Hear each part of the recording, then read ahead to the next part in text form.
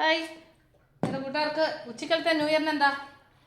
നിങ്ങൾ ഇന്നലെ new year celebrate ചെയ്ത് സ്പെഷ്യലൊക്കെ ഉണ്ടാക്കിയത് എനിക്ക് കമൻറ്റൊക്കെ ചെയ്ത് ഭയങ്കര സന്തോഷം.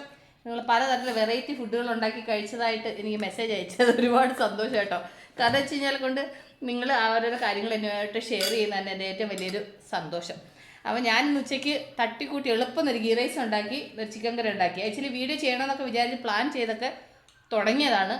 പക്ഷേ എങ്കിൽ ശരീരത്തിൻ്റെ ക്ഷീണാവസ്ഥയാൽ എനിക്ക് ചെയ്യാൻ പറ്റില്ല. അതുകൊണ്ട് ഞാൻ പെട്ടെന്ന് തട്ടിക്കൂട്ടിയൊരു കറിയും ബിരിയാണി അല്ല, ഗീ റൈസ് ഉണ്ടാക്കിയതാട്ടോ. അപ്പം ഇതോടുകൂടി നമ്മുടെ ന്യൂ ഇയർ ഇവിടെ അവസാനിക്കും. അപ്പോൾ ഉച്ചക്കലത്തെ ഈ ഒരു ഊണോടുകൂടി അപ്പം കുക്കുമ്പോൾ അപ്പം ഇന്നത്തെ എൻ്റെ ഉച്ചക്കലത്തെ ലഞ്ച് ഇതാണ്. ഉച്ചക്കലത്തെ ലഞ്ച് എൻ്റെ ന്യൂ ഇയർ സ്പെഷ്യൽ വന്നിട്ട് ഗീ റൈസും ചിക്കൻ കറിയാണ്. പക്ഷേ ഒരു വെറൈറ്റി ടേസ്റ്റിൽ ചിക്കൻ കറി ഞാൻ ട്രൈ ചെയ്തു. പക്ഷേ നല്ല ടേസ്റ്റ് ഉണ്ട്. പക്ഷേ ആ വീഡിയോ ഷെയർ ചെയ്യാൻ പറ്റില്ല. ഓക്കെ, ഇതിനി എപ്പോഴെങ്കിലും ഒരു പ്രാവശ്യം എൻ്റെ കൂട്ടുകാരോട് ഷെയർ ചെയ്യുന്നതായിരിക്കും.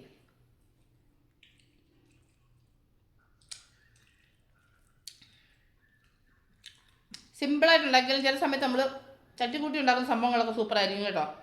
അതുപോലെ നല്ല ടേസ്റ്റ്. അപ്പോൾ എൻ്റെ കൂട്ടുകാരും എല്ലാവരും ന്യൂ ഇയർ അടിച്ചു പൊളിച്ചു എന്ന് എനിക്കറിയാം. അപ്പം നിങ്ങൾ പലതരത്തിലുള്ള ഫുഡൊക്കെ ഉണ്ടാക്കി നിങ്ങൾ എൻജോയ് ചെയ്ത് കഴിച്ചു. ഒരുപാട് സന്തോഷം. അപ്പം തമ്പുരാനെ എല്ലാവർക്കും ഐശ്വര്യം അനുഗ്രഹം ഒക്കെ ഈ വർഷം തരട്ടെ എന്ന് ഞാൻ എല്ലാവർക്കും ആശംസിക്കുന്നു. പുതുവർഷം എന്താ പറയുക, തമ്പുരാനെ സഹിക്കാനുള്ള വേദനകളെ തരാവേ എന്നുള്ള പ്രാർത്ഥനയോടുകൂടി മുന്നോട്ട് പോവുക. പിന്നെ എന്താ പറയുക, പ്രശ്നങ്ങൾ പ്രതികൂലങ്ങളൊക്കെ വരും. അതിലൊക്കെ നമ്മൾ എന്താ പറയുക, തളർന്നു പോകാതെ ധൈര്യത്തോടെ മുന്നോട്ട് ജീവിക്കാനുള്ള ധൈര്യം ദൈവം തരട്ടെ. അപ്പം എൻ്റെ കൂട്ടുകാർക്ക് എല്ലാവർക്കും നല്ലത് വരട്ടെ എന്ന് ആശംസിക്കുന്നു. അപ്പോൾ ഞാൻ ലഞ്ച് കഴിക്കട്ടെ. അപ്പോൾ ഇന്നത്തെ ചെറിയ വിശേഷം എൻ്റെ കൂട്ടുകാരായിട്ട് ഷെയർ ചെയ്തതേ ഉള്ളൂ.